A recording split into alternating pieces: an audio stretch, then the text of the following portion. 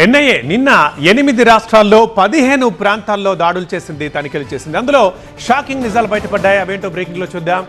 NIA నిన్న 15 చోట్ల తనిఖీలు చేపట్టింది దేశవ్యాప్తంగా. ఇందులో కీలక విషయాలు వెలుగులోకి వచ్చాయి. పాక్ గూఢచర్యం టార్గెట్ గా దాడులకు దిగింది ఎన్ఐఏ. ఢిల్లీ, మహారాష్ట్ర, హర్యానా, యూపీ, రాజస్థాన్, ఛత్తీస్గఢ్, అసోం, పశ్చిమ బెంగాల్ ఇలా 8 రాష్ట్రాల్లో తనిఖీలు చేపట్టింది. మొత్తం 15 ప్రాంతాల్లో పాకిస్తాన్ ఇంటెలిజెన్స్ ఆపరేటివ్లతో సంబంధాలున్న నిందితుల ఇళ్లపై దాడులు చేసింది. అందులో కీలక ఆధారాల్ని స్వాధీనం చేసుకున్నట్టుగా తెలుస్తోంది.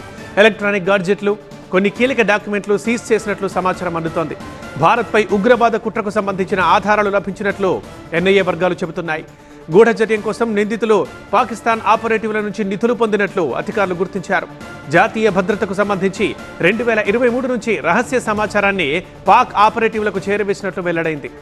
మే 20న కేసు నమోదు చేసిన ఎన్ఐఏ BNS 2023 పాటు మరికొన్ని సెక్షన్లలో కింద కేసు నమోదు చేసినట్లు ప్రకటించింది.